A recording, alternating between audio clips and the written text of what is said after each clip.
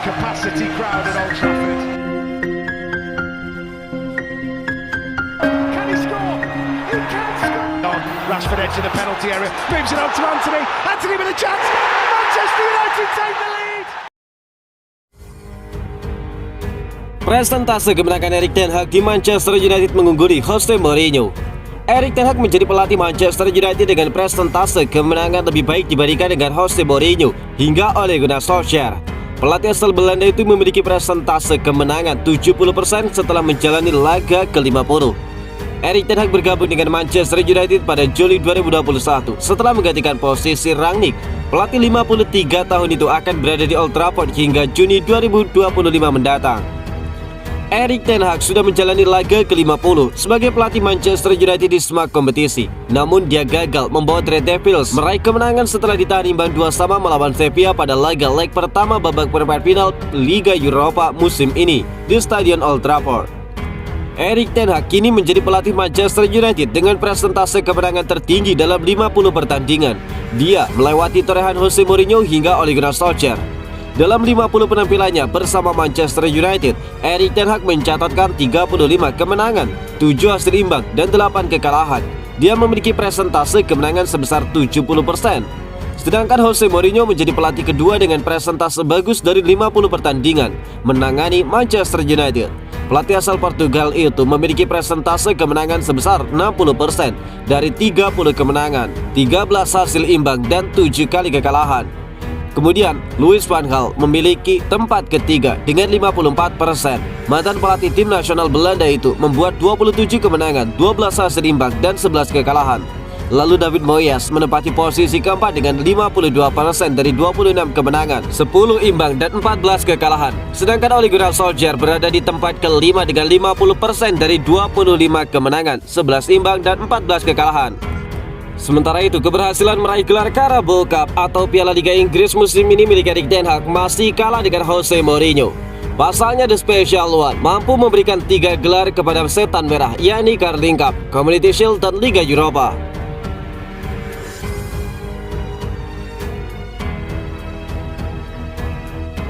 Musim berakhir karena cedera bek Manchester United Lisandro Martinez tegaskan satu hal ini.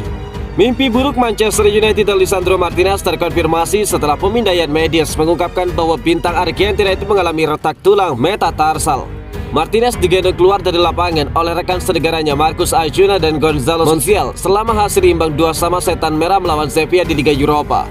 Sekarang bek tengah tersebut berjanji untuk kembali lebih kuat dari sebelumnya. Martinez mengunggah unek-uneknya di Twitter. Ini bukan seperti yang saya bayangkan bahwa musim yang sangat spesial akan berakhir. Tetapi terkadang kami menghadapi rintangan di sepanjang jalan yang harus kami atasi untuk membuat kami lebih kuat dan kami belajar darinya. Saya tahu bahwa saya akan segera kembali untuk meraih lebih banyak lagi. Sementara itu saya akan terus mendukung rekan satu tim saya untuk mencapai tujuan kami. Pesan dan dukungan yang saya terima sangat luar biasa, memberi saya kekuatan dan juga dorongan. Terima kasih untuk kalian semua dari lubuk hatiku, ungkap Lisandro Martinez.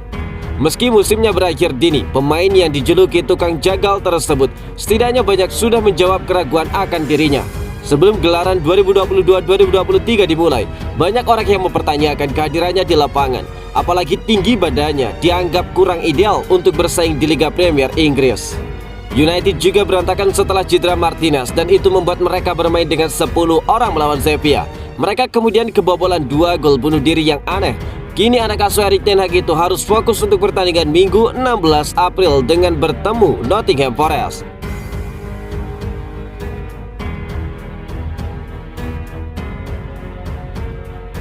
Erik ten Hag ungkapkan United pokoknya harus membeli striker baru. Erik ten Hag menegaskan Manchester United wajib membeli striker baru di bursa transfer musim panas nanti. Manajer United itu mengungkapkan kriteria pemain pilihannya. Setelah menggondol trofi Piala Liga Inggris, United memang masih bersaing di 3 kompetisi lainnya. Akan tetapi tidak bisa dipungkiri United tidak memiliki striker garansi gol. Anthony Martial terus-terusan diganggu cedera sehingga cuma membuat 7 gol. Sedangkan Wout Weghorst yang digait dari Besiktas pada Januari baru menyumbangkan 2 gol saja. Sejauh ini United dikaitkan dengan beberapa nama striker top di Eropa. Erik ten Hag juga mengatakan United tidak sekedar membutuhkan striker haus gol. Si pemain juga harus bisa membantu dalam membangun serangan dan memiliki kemampuan untuk pressing yang baik. Setiap orang itu berbeda-beda, sudah pasti. Tetapi buat seorang striker, hal utamanya adalah mencetak banyak gol dengan metode apapun. Inilah yang teratas di antara lainnya. Kami membutuhkan seorang striker yang mencetak banyak gol karena kami punya kemampuan di dalam tim untuk menempatkan bola di kotak penalti. Jadi kami butuh seorang striker untuk menyelesaikannya, ungkap Erik ten Hag. Kami sudah membangun sebuah masa depan dan kami perlu seseorang striker yang tidak hanya mencetak banyak gol, melainkan berkontribusi dengan cara menghubungkan pemain dengan sangat baik dan melakukan pressing yang sangat penting. Tambah dari Erik ten Hag.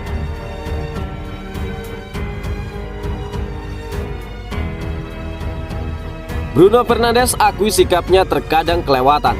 Bruno Fernandes kerap dikritik karena gesturnya di atas lapangan. Fernandes mengakui tingkahnya itu terkadang kelewatan, tetapi tidak pernah bermaksud kurang ajar. Gelandang top Portugal itu menjadi salah satu pemain paling berpengaruh untuk Manchester United sejak didatangkan dari Sporting Lisbon musim dingin 2020. Fernandes nyaris tidak tergantikan dan telah membuat 60 gol dan 52 assist dalam 174 pertandingan. Di tengah konsistensinya, Bruno Fernandes tidak jarang disorot tajam. Pesepak bola 28 tahun itu memang sering kali terlihat membuat gestur dengan melambaikan tangannya, terutama ketika sedang frustrasi. Fernandes mengungkapkan isyarat-isyarat tersebut sudah dilakukannya sedari masih bocah. Selain itu, isyarat tersebut membuatnya berkomunikasi di tengah keriuhan stadion. Saya rasa sudah pasti bahwa kadang-kadang saya merasa kelewatan. Saya tahu, ucap Bruno Fernandes. Itu bisa saja terjadi di sebuah pertandingan dan sulit untuk mengontrol bermacam-macam emosi. Tetapi saya tidak pernah mencoba tidak sopan kepada siapapun. Kami semua kompetitif, kami semua ingin menang, dan saya hanya berpikir bahwa caraku bermain, caraku merasakan permainannya, gairah yang kupunya untuk permainan ini adalah caraku merasakan lebih baik dan caraku bisa memberikan yang terbaik untuk tim dan klubku, ungkap Bruno Fernandes. Itulah mengapa Bruno Fernandes bermain dengan cara seperti itu.